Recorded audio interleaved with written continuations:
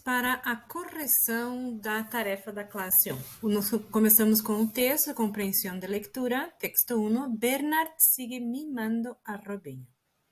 Aí tem várias palavras, né, que a gente precisa observar. Além de palavras, aqui nesse texto nós temos algumas expressões. Por exemplo, irse de juerga, deslenguado. Temos também dando la cara, plantilla, albedrío, porteiro, regates, parecia de aficionados. Então, vamos trabalhar um pouquinho com essas questões de vocabulário e ver como é que elas se relacionam dentro do contexto, certo? Vamos lá, então.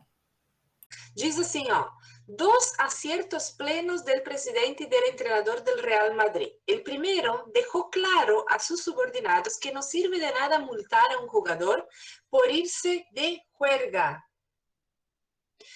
Aqui também, ó, tem uma... O que é isso? Irse de juerga? Olha, essa aqui é uma expressão, tá?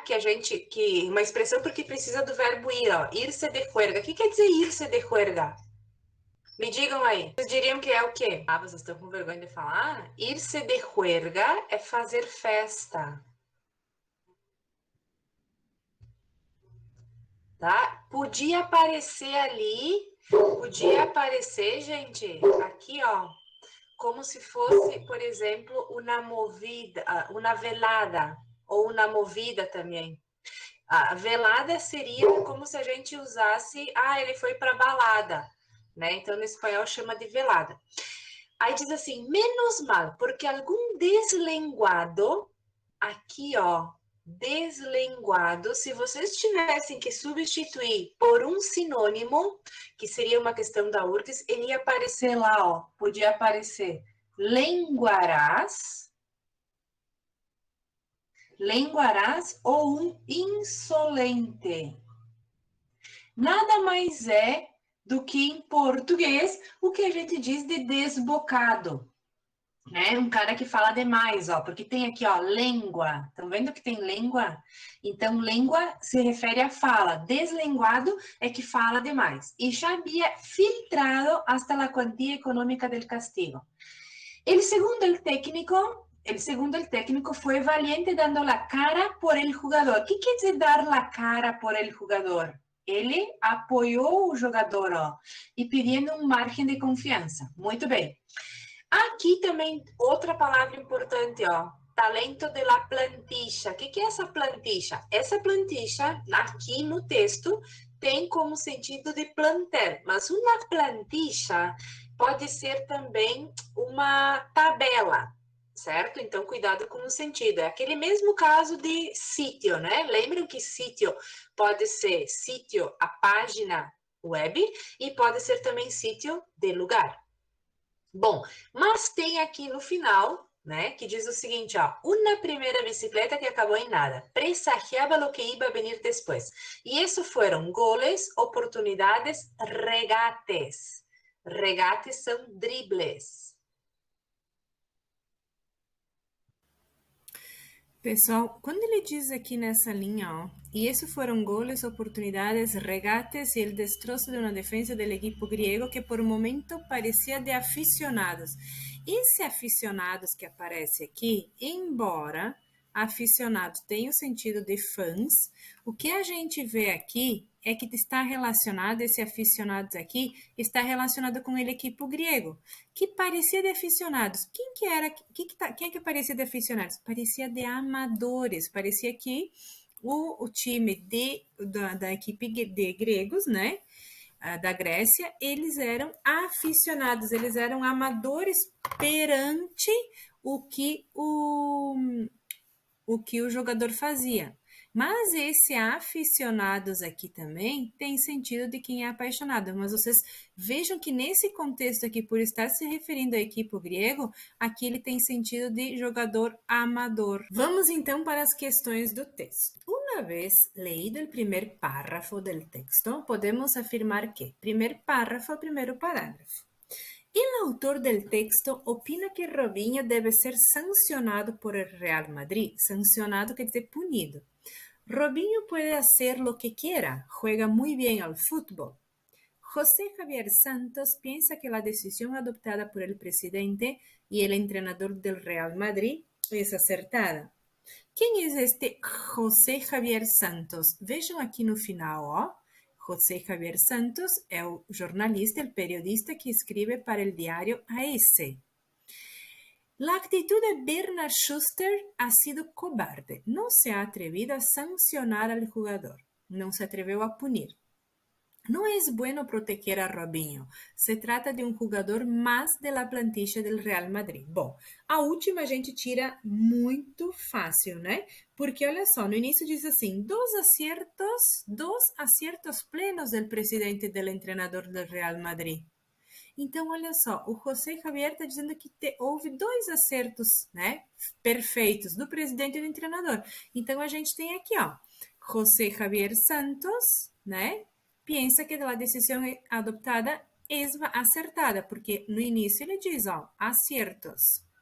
A2, segundo lo expuesto, en el segundo párrafo del texto podemos decir que el Real Madrid ha sido eliminado de las Champions League.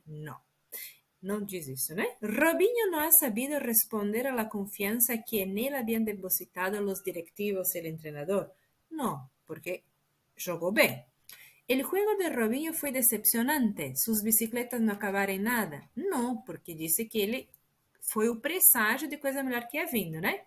El día del debut de Robinho con el Real Madrid en Cádiz, su rendimiento fue mucho mayor. Vamos ver o que diz aqui no texto, né?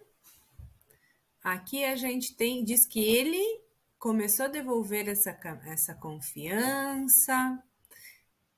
E aqui não diz, aqui ó, parecia de aficionados. Desde su debut em Cádiz, há 3 anos, não foi no dia anterior.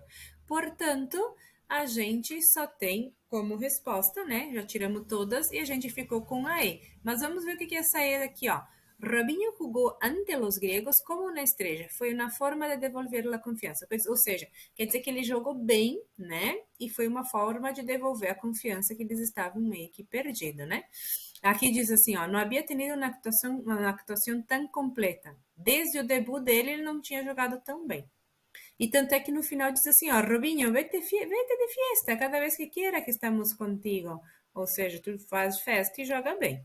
E aqui, então, temos algum vocabulário. Hasta, que a gente tem até, né? Vamos colocar aqui no até. O debut, que é a estreia. O pero, que é mas. Então, a gente já, tudo que não tem 3, a gente tira. Agora, amador, a gente tem aqui como aficionado. Então, 3, 5, já temos a letra A como resposta.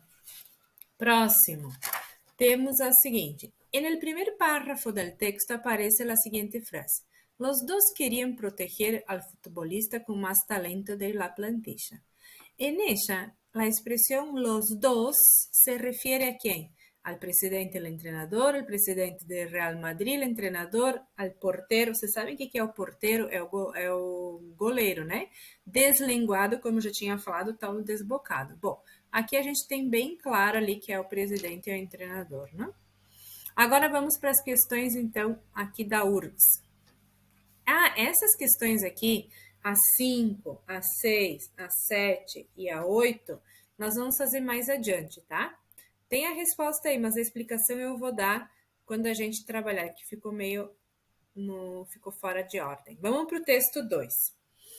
El mundo pacta nuevas metas para reducir la pobreza y la desigualdad. La cumbre de la ONU acuerda la nueva Agenda Global 2015-2030. La cumbre é os mandatários, né? Quem estão no topo.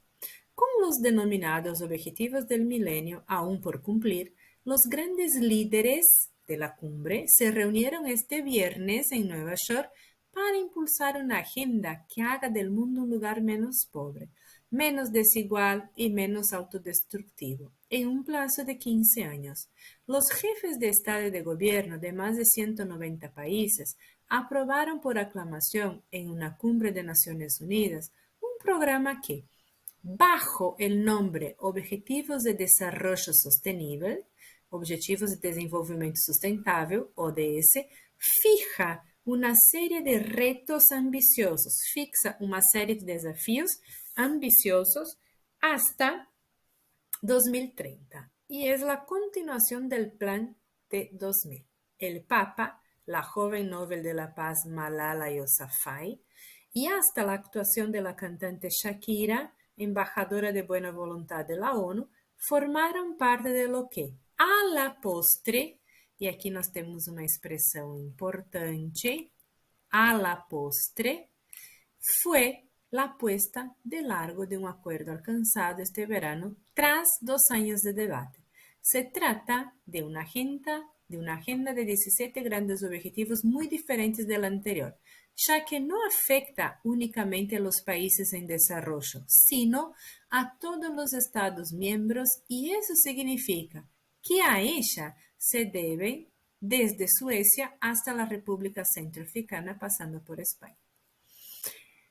En AESHA se deben. ¿A quién se refiere esta AESHA? ¿A la ONU, a la agenda, a la cumbre, a los jefes de Estado, a la embajadora de buena voluntad?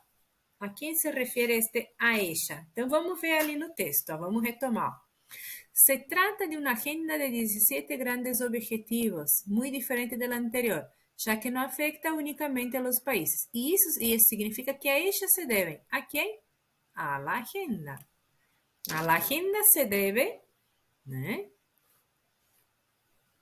que não estão afetados somente os países em desenvolvimento, mas todos. Lea com atenção o texto e conteste a seguinte pergunta marcando a opção correta. Todos sabem que o deporte é o meio mais saudável com o que cuenta o homem para manter-se em boa condição física. El deporte, en todas sus disciplinas, cualquiera que ésta sea, es fundamental para el desarrollo del cuerpo humano. De nuevo, desarrollo, desenvolvimiento. ¿Qué hace el deporte? Fortalece nuestro corazón, nos permite obtener una gran capacidad pulmonar y nos permite adquirir mayor fortaleza muscular, mayor fortaleza de músculo, ¿no? Pero, más aún, vejam que esse aún com acento aqui é ainda. Es fundamental para los jóvenes en la formación física de los adolescentes. Sin embargo, no entanto, a pesar de ello, esse eixo é o nosso isso. E ele está se referindo a quem aqui? A quem este eixo aqui está se referindo? Este eixo aqui. Sin embargo, a pesar de ello, el deporte ha quedado en segundo plano y es suplantado y es sustituido por cursos de razonamiento matemático verbal. Esse eixo aqui está se referindo a quem? Aos benefícios do esporte, ao corpo humano, ao homem que pratica esporte, à condição física. Então, vamos voltar lá, ó. Olha só. Todos sabem que o deporte é o meio mais saudável. El deporte en todas sus disciplinas es fundamental para el desarrollo del cuerpo humano, fortalece nuestro corazón, mayor fortaleza muscular, pero más aún, es fundamental para los jóvenes en la formación física de los adolescentes. Sin embargo, a pesar de ello, el deporte ha quedado en segundo plano. Esse eixo aqui, apesar disso que dos benefícios que o esporte faz, para ter ficado em segundo plano, e foi substituído por cursos. Então, vejam que esse eixo aqui retoma os benefícios, e não somente o esporte aqui. E vejam que no texto não tem escrito benefício, né? Mas a gente entende. Questão 11. Todos os dias me despierto às 7, me ducho, desayuno e vou a trabalhar. Me ducho, tomo banho, desayuno café da manhã e vou a trabalhar. Qual é o pronome pessoal do sujeito? Aqui, todos os dias me despierto. Eu vou observar aqui pela terminação o e vou observar por esse pronome aqui. Portanto, resposta A. Yo me despierto. Yo desayuno. Yo, né? Então, vocês vejam aqui que normalmente quando termina com o é primeira pessoa. A 12. Olá, vos vas a la fiesta de Patricia? Solo si tu vas. Nesse diálogo, podemos identificar duas formas diferentes de tratamento. Duas formas diferentes de pronome, desculpem. Que tipo de pronomes a gente tem aqui? Pessoal, relativo, possessivo, interrogativo, demonstrativo. A gente tem duas formas de pronomes pessoais. A gente tem no vos aqui, que é o vosseu, e nós temos o tu aqui, que é o tutear. O 13 diz o seguinte: segundo o texto, se pode afirmar que, e o texto é: se amas a alguém, déjalo ir.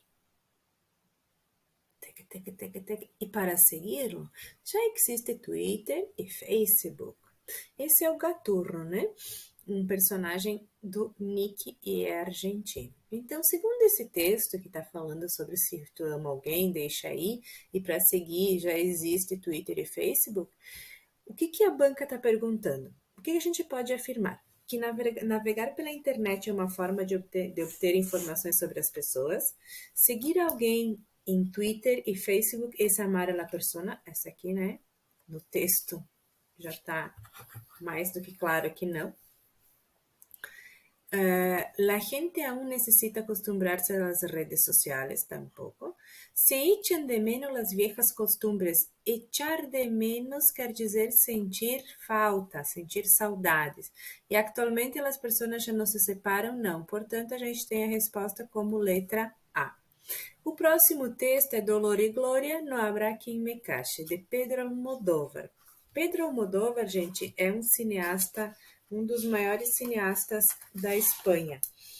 São vários os filmes, muito reconhecido, e foi ele que, como é que surgiu, né? Ele surgiu depois de toda a ditadura de Franco. Então, na movida espanhola, nos anos 80 aí. E aqui está falando do seguinte: Dolor e Glória, a gente vê que tem um cartaz, né? Provavelmente, se eu sei que o Almodóvar é um cineasta, provavelmente é um filme. Então, vamos lá. Sin haberlo pretendido, Dolor y Gloria es la tercera parte de una trilogía de creación espontánea que ha tardado 32 años en completarse. La trilogía a la que me refiero está compuesta por La Ley del Deseo y La Mala Educación.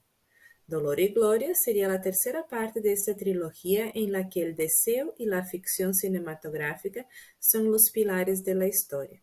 Esses dois filmes, La Lei del Deseo e La Mala Educação, vocês podem ver na Netflix. Tem lá. En las tres, los protagonistas son directores de cine, pero la forma en que la ficción se entrevera con la realidad de cada uno es muy distinta en las tres narraciones. E aqui a gente tem uma questão bem importante, né? Que é a forma, ó, tá dando uma pista aqui, né? Ó, a forma em que a ficção se mistura com a realidade de cada um é muito diferente nas três narrações. Ou mas tem, né? Ficção e vida formam parte da mesma moneda e a vida sempre inclui dolor e deseo. Hace pouco mais de uma semana que hemos terminado o rodaje e todavía não he salido de la película para poder hablar de ella com um mínimo de distância. No me gustaría dar pistas falsas. Los primeros comentarios no son necesariamente los más certeros y después te persiguen durante toda la promoción. No sé todavía qué película hemos hecho, qué filme a gente fez, pero sí puedo hablar de la excelencia de los actores y de que ha sido un rodaje idílico. ¿Qué é esse rodaje idílico? É uma rodagem, né, feliz. Desde o primeiro dia, e olhem aqui, ó, vocês têm primeiro dia e não primeiro, porque está na frente do substantivo. Isso a gente chama de apócope. La primeira leitura del guión, do roteiro, e o primeiro dia de ensaio. Dolor y Gloria ha sido una película bendecida por la suerte. Un rodaje por naturaleza es una fábrica de conflictos. Esta vez no ha sido así. Dolor y Gloria habla, entre otros temas, de dos historias de amor que han marcado al protagonista, Salvador Macho, que es Antonio Banderas. Dos historias marcadas, perdón por la redundancia, pero en la película todo es intenso y deja huella, deja marcas. Dos historias de amor marcadas por el tiempo, el azar y la ficción. La película está en postproducción y esperamos estrenar algún día, a estreia, algún día de febrero del próximo año. Para entonces tendré muchas cosas más que decir. No habrá quien me calle. E aí a pergunta diz assim: se pode afirmar que as três películas que fazem parte da trilogia não apresentam o mesmo pilar de las histórias, o desejo como tema, a mesma relação entre ficção e realidade, diretores de cine como protagonistas, de la ficção e a vida como parte da mesma moneda. A única que aparece aí, que é a letra C, né? Que não está ali, ó. La mesma relação entre ficção e realidade. Isso aqui a gente não vê no texto. Tanto em espanhol como em português, existem duas formas pronominales para expressar a segunda persona lexical, em singular. Tu e usted em espanhol, tu e você em português. E outras duas em plural. Vosotros y ustedes, vos y vocês. Pero en cuanto al uso de tales pronombres, hay una gran diferencia entre estas dos lenguas. Señala la opción que presenta explicaciones correctas sobre el uso de tú y usted, vosotros y ustedes en los diversos países hispanoparlantes. Todos os países de América são tuteantes. Lembra que o tuteu é chamar de tu. E você antes, ou chamar de vos, que é o você, né? Utilizam as formas tu e vosotros para o tratamento formal? Não, porque aqui nos países da América o tu é informal. Então essa aí já está fora. Não há muita variação dialectal en el singular tu e usted, pero en plural algunos hablantes mantienen a distinção vosotros informal e ustedes formal. E outros utilizam solo ustedes como plural de tu e usted. Verdade. Essa aqui é a resposta certa, tá? O que acontece aqui, ó, gente? O tu é informal. O usted é formal, tá? O tu é o nosso você e o usted é o senhor e senhora. Mas no plural, alguns falantes mantêm a distinção de vosotros, porque na Espanha o vosotros ele é informal e ustedes ele é formal. E aqui na América, o que acontece? O ustedes é tanto plural de tu como de usted. Então, na América, o ustedes ele é tanto formal como informal. Por isso que a resposta certa é a letra B.